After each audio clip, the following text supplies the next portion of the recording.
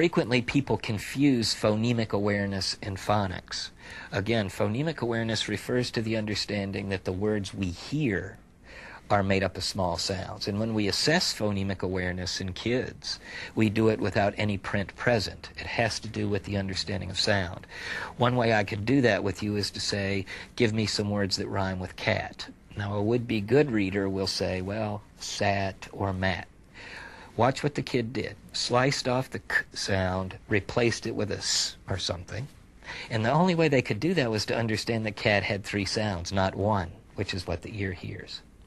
When we look at phonics, we're looking at the linkage of the sound with the letter-sound correspondence. And thus it's different from just the sound. But you have to have phonemic awareness, a critical condition for the linking of sound to letters, which is critical for breaking open words you've never seen before, for unlocking new words. In an English language, you cannot read well without phonics, and you can't do phonics well without phonemic awareness.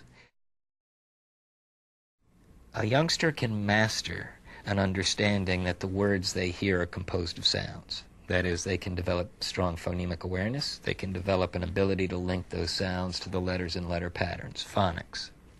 But if kids don't apply phonemic awareness and phonics skills quickly and rapidly to the text, they'll bog down. When you hear them read, they're slow and labored, non-automatic. They mispronounce, they guess, they repeat.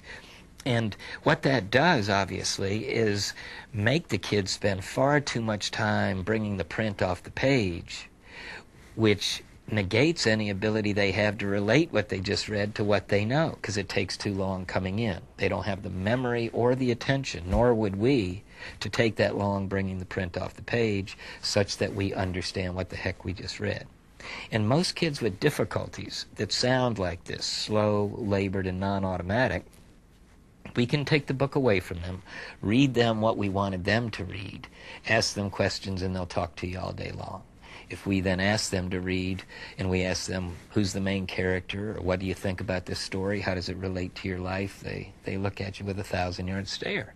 Because, again, the stuff is taking too long to be meaningful, and they don't relate what they've read to what they know.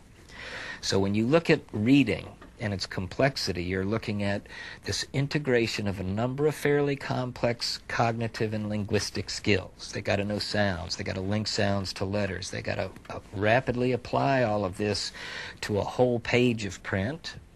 And then as they're reading, they have to structure themselves. They've got to ask questions about what they're reading. They've got to summarize as they go along. They've got to predict what's coming next. All of that goes into comprehension.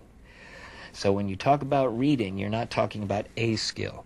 You're talking about a constellation of fairly complex abilities or skills in their own right, integrating in a way that brings meaning off the page. And you and I, who love to read, take this for granted. We don't even pay attention to sounds or letters or questions we ask anymore. We read, we relate what we read to what we know, and we get meaning. One of these things that people don't understand is that not being able to read just isn't an academic issue. It's an emotional issue. It's a motivational issue. It's very dear to the kid. Consider, kids who come into the first grade, in particular second grade and third grade, their job is to read, and they read out loud a great deal. They read in groups. Well, if you don't do that well, and that's the job of schooling, the major job, and people think you're stupid if you sound like you don't know how to do it, it doesn't take very long to begin to withdraw from that practice. In fact, by the end of the first grade, we can watch kids having difficulty in front of their peers begin to withdraw from the reading process. Kids aren't as resilient as we thought. They begin to hate it. By the third grade, if they haven't learned to read, even if we bring the best instruction to them, we have to get over a motivational hump, a motivational condition brought on by years of failure that probably didn't have to be there.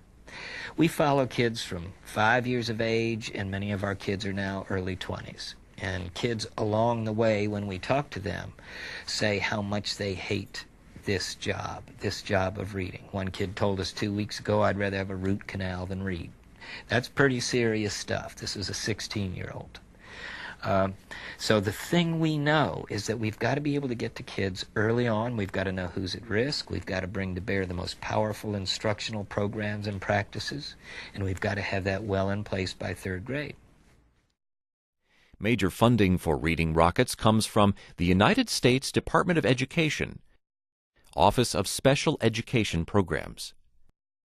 For author interviews, recommended reading lists, and information about teaching kids to read, please visit us online at www.readingrockets.org.